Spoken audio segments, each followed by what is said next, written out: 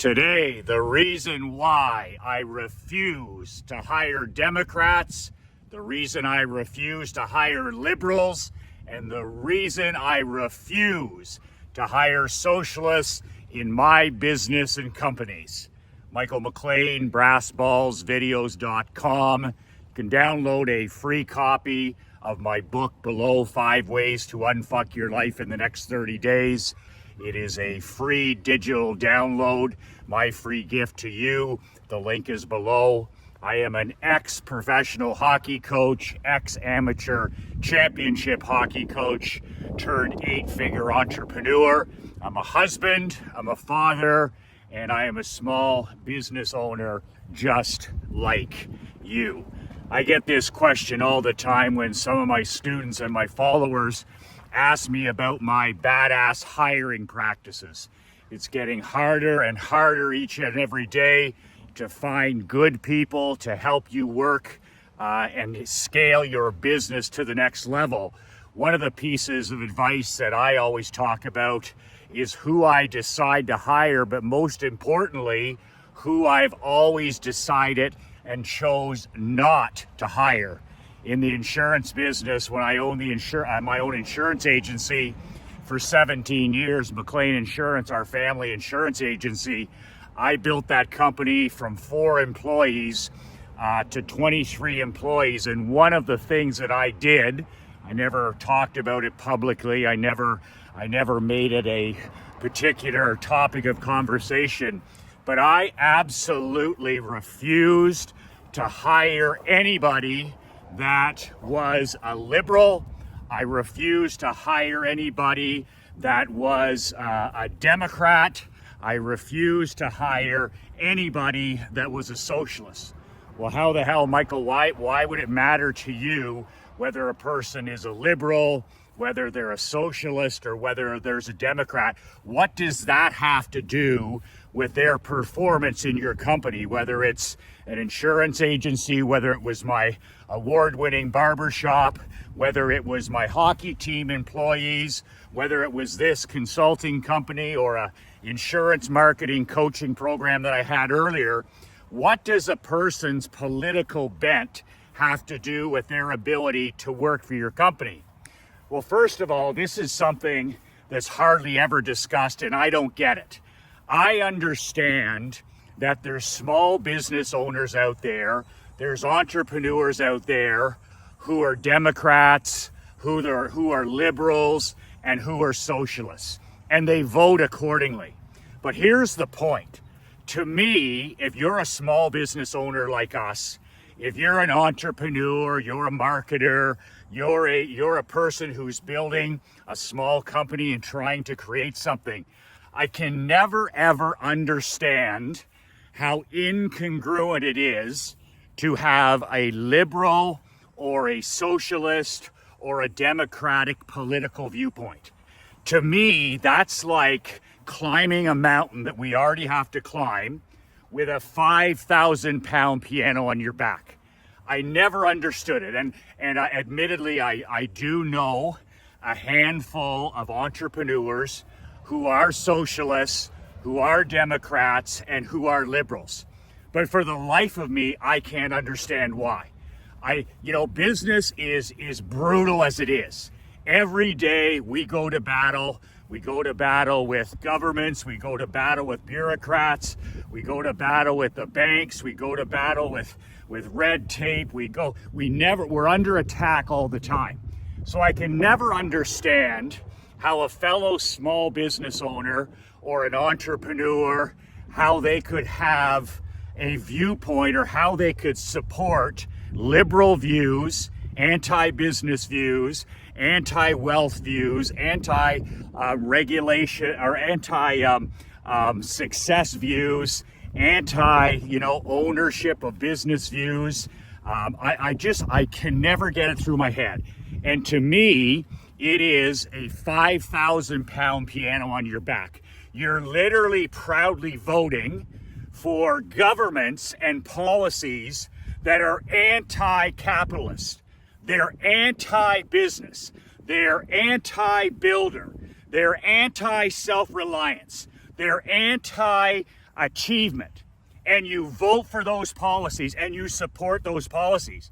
I don't know if it's people that are embarrassed, or they've been shamed by the mainstream media, or they're afraid of their wine aunt buddies on Facebook. I don't know what it is, but how a small business owner who works a death dealing 50, 70, 90 hours a week, trying to make a simple living for themselves, battling all these obstacles, can continue to support liberals and socialists and Democrats who are clearly anti-business.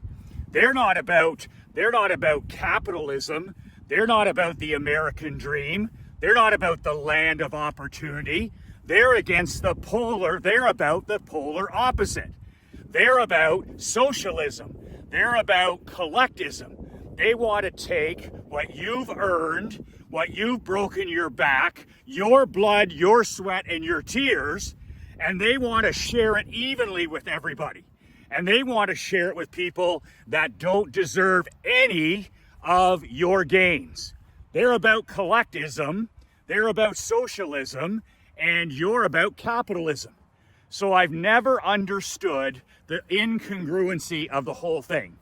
Now, the reason between you and me, the reason that I never wanted these people anywhere near my business, whether it was my insurance agency, my hockey team, my barber shop, my consulting company, is I refuse to work, I refuse to hire, and I refuse to build my dream with people who openly despise me. People that openly and proudly are cheering against me. Because if you're a Democrat, or you're a liberal, or you're a socialist, you're anti everything that I'm trying to achieve. I'm a capitalist. I believe that I'm 100% responsible for every result in my life. I'm responsible for all the wins. I'm responsible for all the losses. I'm 100% accountable for all the results in my business and in my personal life. So why in the world would I want somebody answering the phones, somebody dealing with my clients, somebody selling my products, somebody doing my financial books, somebody representing me who is publicly against everything I stand for? They absolutely have nothing but disdain for entrepreneurship. They have absolute disdain for the small business owner. And then every 4 years, they get an opportunity to vote against what we're doing here. You think I'm going to write that person a paycheck? Do you think I'm going to allow that corporate cancer, that insubordination into my world? What do you think is happening with these big companies that are losing their way? All of a sudden, these massive companies are losing billions of dollars because somebody was hired like a cancer, and it gets inside the corporation, and that shit grows like wildfire. The next thing you know, you have an advertisement or you have a social media post that costs you billions of dollars, that literally isolates and repels your most important people. Take a look at the John Deere tractor advertising. Take a look at that woke company, and it's a perfect example of a company that's completely lost touch with who their customer is, the American and the Canadian farmer. Look at what happened with Budweiser, that simple decision by one person who all they were concerned about was social justice and virtue signaling, and literally bankrupted the company and lost them billions of dollars. And this can happen in big corporations, it does, but it can also happen in small businesses like yours and mine. And it only takes you making a hiring mistake one time to invite that rat poison into your kingdom. This is your life's work. You literally put this business in a lot of times ahead of your health, ahead of your mental health, ahead of your family. I mean, it's your business isn't what you do, it's who you are. So then you turn around and you hire somebody who doesn't give a shit about your company, doesn't give a shit about your family. All they use that job to do is as a social justice platform. and they use it to virtue signal, and they use it. It's absolute, it's insidious cancer inside your small business. And it shows up in many ways. Best case scenario, it shows up, it just destroys your team culture. It literally eats away at your team culture, because you have this rat poison inside your team, whether you have one employee or whether you have 25 employees. And this person is constantly working behind the scenes, talking openly about how they despise your principles, how they despise your values, how you're one of these rich, greedy, lucky to be successful entrepreneurs. You're the enemy, and you've allowed the enemy within. You've literally opened up the gates, and you've allowed the enemy within. And that chit chat goes on for a few weeks, and the next thing you know, what does it do? It infects another good employee. I've had this happen on hockey teams. I've had this happen in offices. I've had this happen in factories. I've had this happen in service clubs. All it takes is one bad apple, and all of a sudden, the rest of the group is negatively infected with socialism, with this type of anti-business thinking, and you're running a business. You know, it's not like we're running a charity here where you can hire this person because they're passionate about this, or or hire this person because they're passionate about this. You're running a for-profit business. This isn't a soup kitchen. This isn't a halfway house. This isn't a not-for-profit. You're running, hopefully, a profitable business. And you have got to be super, super selective of the people that you allow in, so that you're not carrying a 5,000-pound piano up a mountain. Your mountain, my mountain, is steep enough without surrounding myself with people that don't wish me well.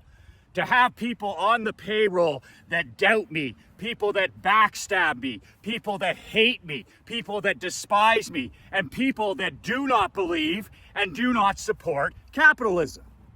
So what do, Michael? How do you make sure? Are you kidding me? Are you kidding me? I hand select anybody and everybody that works for me. I'm always recruiting. I'm Nick Saban when it comes to recruiting. I'm Bobby Bowden when it comes to recruiting. I am always mentally recruiting. What do I mean by that? When I go and get my coffee every morning at Dunkin' Donuts in Naples, every morning I get my coffee at Tim Hortons here in Canada, every time a waitress or a waiter or a bartender, every time I'm on a farm getting eggs or buying chickens or buying beef, anytime, and I mean anytime, throughout my day, every day, my spider sense is always looking for great, outstanding people. And the good news is there's superstars everywhere.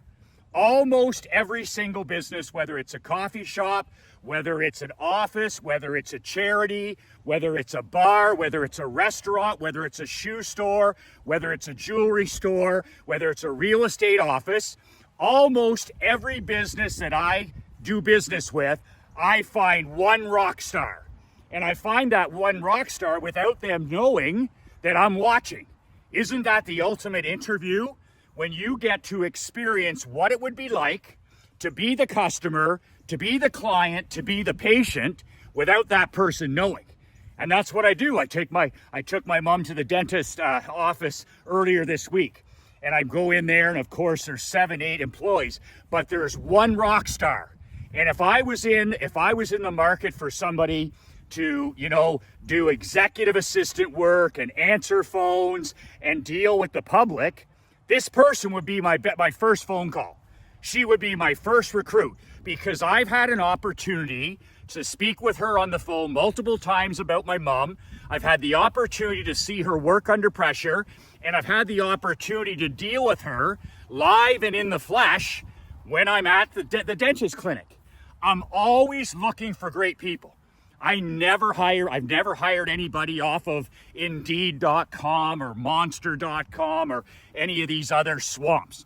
Who the hell are you going to find online that's already looking for a job?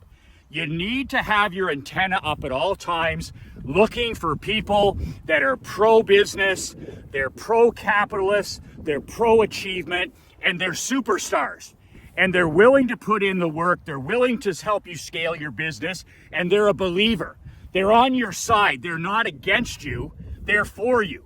And this is how you build a strong team. You can't have, like Nick Saban said, he said, you talk about team chemistry inside your business. Well, Saban said it best. High achievers do not like mediocre people. And mediocre people don't like high achievers. And the longer I've been in business and coaching business owners, I find that the high achievers, are you with me here? The high achievers are the entrepreneurs, they're the small business owners, they're the founders, they're the CEOs. And the mediocre people that don't like them, don't wish them well, and want to sabotage their efforts, are liberals, are socialists, are Democrats, part of what I call the victim culture. Why in the hell do I want anybody in my championship operation, whether it's a hockey team or whether it's an insurance agency or a restaurant, why do I want somebody from the victim culture, the socialist culture, the collectivism culture, not my fault culture, mixing in with my kings, my queens, my rainmakers, my builders, and the high achievers? Because Saban nailed it. High achievers don't like mediocre people, but mediocre people don't like high achievers. So if you mix high achievers and you mix mediocre people that don't wish you well, that don't believe in capitalism and don't believe in winning and don't believe in you and publicly despise everything about you and resent you, then don't be surprised when you never ever achieve team chemistry. And that's why Saban talked about the importance of recruiting at Alabama blue chip people, not just blue chip football players. He could find blue chip football players all over the country, but he hired and recruited. He recruited blue chip people first. That's the way Dan Hurley does it at UConn. He interviews mom. He interviews dad. He interviews the old grade 1 teacher. He interviews the old basketball youth coach, the middle school teachers, the middle school coach. He talks to the church minister. He talks to all the people in this recruit's life before he even thinks of signing up somebody up for 4 years, because he's recruiting a high performance person first. The basketball, he can take care of that. There's lots of talented players. But he's looking for the highly skilled player who is the high performance person, who is there to win championships, to graduate, to serve, to improve, and to bring glory and honor to the school. Remember that. That's a writer downer. High performance people don't like mediocre people, but the dangerous part is this. Mediocre people don't like high performance people. And if you mix them in your business or you mix them in your personal life, you will never have peace of mind. You will never have happiness, and you'll never have team chemistry. And you'll walk around wondering why, when you have this rat poison in your life, behind your back, sabotaging all of your efforts. And that, my brother, is the reason that I refuse to hire people that are against me, people that are opposed to me, people that openly despise me. They openly hate capitalism. They openly hate business. They're only there for the paycheck. And when they're there, they're an insidious cancer to the rest of the team. Thank you, no. I'll go the other way and surround myself with winners. I'll surround myself with people that are there to help us to work as a team, and people that, they want to grow, they want to serve people, and they're on your team. That is the reason I refuse to hire anybody that is a Democrat. I refuse to hire anybody in Canada here that's a liberal, and I refuse to hire anybody that's a socialist. If you vote or come in any of those areas, I've got zero time for you in my professional life. Can we be, associates in life? Of course we can. I know lots of people that are liberals. I know lots of people that are socialists. I know, and that's different. I'm talking about being in the money business. I don't want to be in the money business. I don't want to be in the profit business. I don't want to be in the insurance business. I don't want to be in the hockey business or the winning business with people that can't stand winning. People that have never won and they despise winning. They despise winning and they believe in socialism and collectivism. No, thank you. I'm all for the person who knows that we're 100% responsible for all results in our life. I want to surround my people that are pro-wealth, pro-abundance, pro-freedom, pro-independence. I want to be around people that believe in the American dream. I want to be around people that love these countries, that have an attitude of gratitude, people that know that the secret to living is giving. I don't want to be around these other toxic rat poison people who doubt you and hate you and don't believe in you and think you're the enemy. Another reason is I recruit everybody, but even before I pull the plug and interview a person, I always give people one of my old-fashioned business cards. When I run into somebody that's truly outstanding, always recruiting, I'll hand them the business card and I'll introduce myself. I'll say, I'm Michael McLean. I run a marketing consulting company. If you'd ever, you do an outstanding job, and I shake their hand, introduce myself, say they're doing it, and I put my number on the back of the card.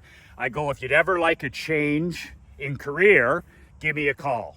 My website's on there. It says what we do, how we do it, who we do it for.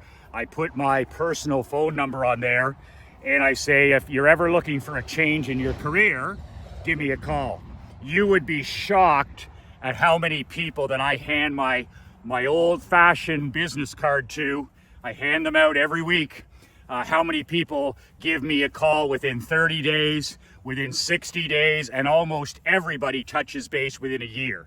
They have a bad day or they're looking for a change. They keep that card, they give me a call. They're like, Michael, I'd like to talk about the opportunity that you talked to me about a month ago or 6 months ago. That's how you recruit superstars. You don't do it hiding online. You don't do it with help wanted ads. You don't do it on these goofy websites.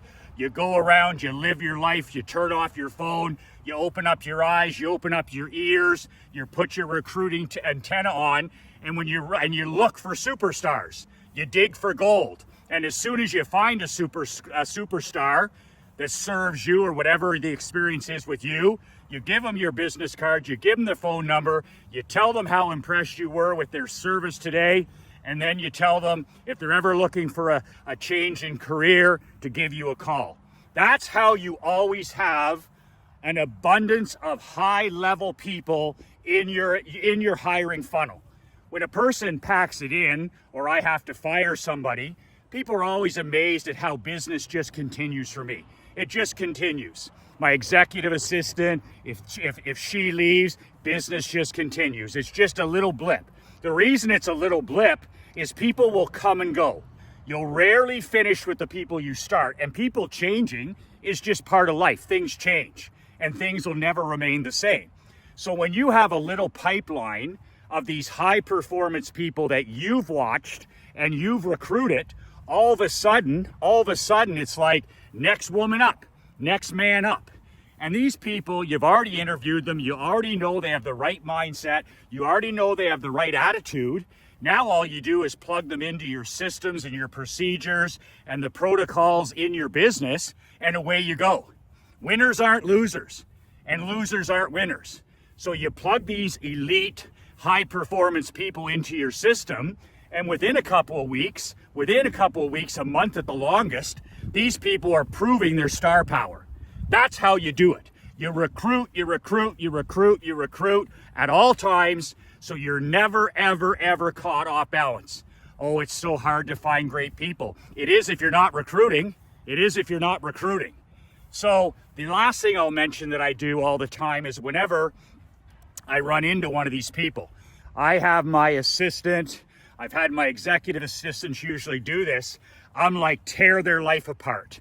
So if I get their name and somebody is like outstanding, absolutely outstanding at Dunkin' Donuts or the car wash, or I meet them at a pickleball tournament, somebody who's truly outstanding, they give a massive first impression. What I do is I introduce myself, I get their name, and then I'll say, to one of my staff at the time, my executive assistant or my receptionist, I'm like, tear into this person's life. Just like Saban would, just like Bobby Bowden would. And how do they do that? They just go to all of their social media profiles, they Google their name, they Google their town, they Google their history, and we find out what kind of a public profile this person has. We go and we check and we search their Facebook page, their YouTube page, Instagram, whatever they got. And it's not long until you can tell exactly what you're dealing with. Are you dealing with, a high achiever? Are you dealing with a capitalist? Are you dealing with a person who believes in freedom? Are you dealing with a patriot? Are you dealing with a genuinely happy person who believes in abundance? Or are you going to be bringing a corporate cancer into your corporation? Are you going to be hitching your wagon to a black cloud?